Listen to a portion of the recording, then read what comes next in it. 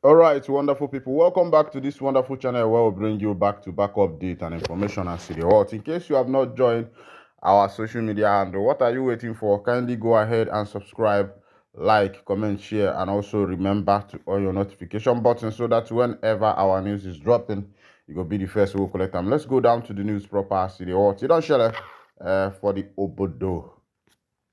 The May 30th sit-at-home compliance shows Biafra is a living spirit. The indigenous people of Biafra, IPOB, have stated that it took courage for residents of the southeast to comply with its May 30th sit-at-home order to mark its year Biafra Day. According to IPOB, the widespread adherence of the directive across the region demonstrates that Biafra is a living spirit. In my powerful, IPOB spokesperson praised the people of the Southeast for observing the order. In a statement he signed, Powerful said the leadership of the indigenous people of Biafra under the command and guidance of our indomitable leader, Mazi Nnamdi Kanu, commends the total and unprecedented compliance by Biafrans across the entire homeland and beyond with the sit-at-home directive issued in solemn remembrance of our fallen heroes and heroines. We salute the courage, discipline, and deep ancestral conviction of our people in observing these sacred rituals of remembrance. The compliance is yet another irrefutable proof that Biafra is not a dream. Biafra is a living spirit burning in every true Biafran soul. We remind them, every child born of genuine Biafran blood has the map of Biafra inscripted in their DNA. Our resistance to oppression is not learned, it is inborn. Freedom is our essence, and justice is our creed. We are the children of light, destined to rise, no matter how many times the enemy plots our fall. Every Biafran is an indigenous person of Biafra, and IPOB is the embodiment of that spirit.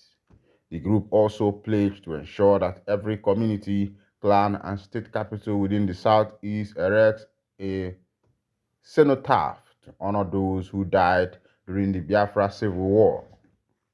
From 2026 and beyond, IPOB shall ensure that every community, every clan, and every state capital within Biafra land erects a cenotaph in honor of our martyrs, those who lost in the genocide war of 1967 to 1970, and all those slain in subsequent years by an occupying and oppressive regime, Powerful added. All right, this is coming from Emma Powerful, the spokesperson of the indigenous people of Biafra concerning the May 30th sit-at-home that was done in order to remember Biafra fallen heroes. Also, in Biafra Day, the street of Umuahia in Abia State, Umuahia Street deserted as residents observed sit-at-home. Umuahia, the capital city of Abia, witnessed empty streets on Friday as residents stayed back in their homes in total compliance with the sit-at-home order by the indigenous people of Biafra in honor of fallen heroes. The roads were virtually deserted except for occasional movement of tricycles and a few vehicles. Troops on the street did not open for business, while markets and motor parks also shut down. Banks, equally, did not open to customers, just as schools, both private and public, did not open to student pupils. Some youths were sighted on the empty street playing soccer, while some people clustered at the entrance of their premises discussing the latest development in the country. No security agents were sighted parading the street, but so far the city had no incident of any clash between security forces and those behind the sit-at-home order. All right, this one is coming from Umuahia, the capital city of Aba, where the sit-at-home also took place. You can be rest assured that Biafra itself is a spirit. Most people who are observing this at home are not compelled.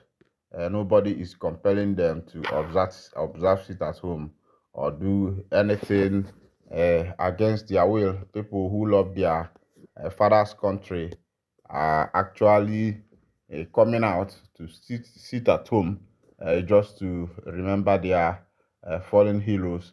If you look at it, you find out that every Biafra son or daughter uh, lost someone. If you look at it, in every family, there were people who were lost in that particular stuff. If you don't have around my side, even if not direct, but there are some people from my village who lost their life. My own biological father was alive when all these things took place. So there was a lot of story he told us. The story of as at that time there was no food. No, you hardly find food. You hardly find water. You hardly find.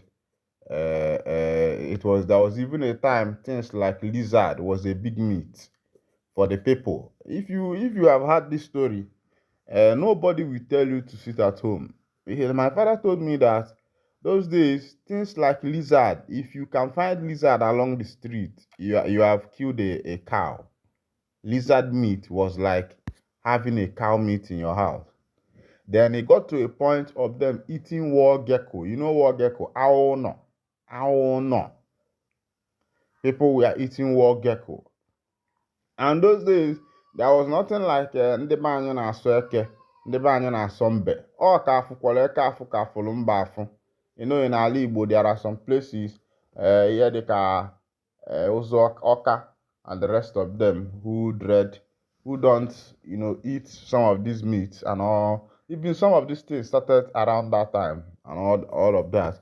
There was nothing like we don't eat this, we don't eat that. Everybody ate anything to the extent of eating war gecko.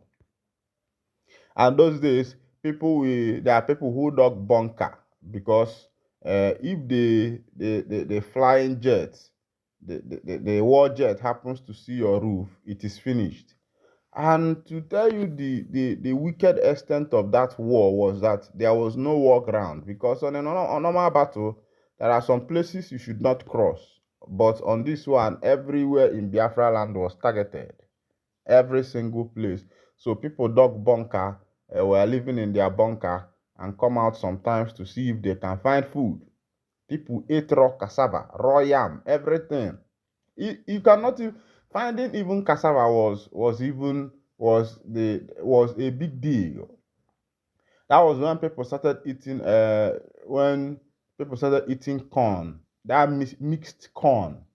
There is this mixed corn that they mix with sugar or maybe sauce that were being brought for Biafrans. For you to even go and buy that corn, you have to go through the war line.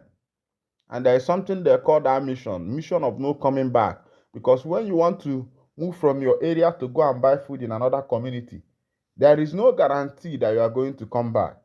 But the two things about it is that if you sit there and don't go, you die with your family. If you go, you may die. So the option is better you go, and if you die, that's it, than sitting there to die with your family. So you see people risking their life, going through the war lines to go and get that food for their family.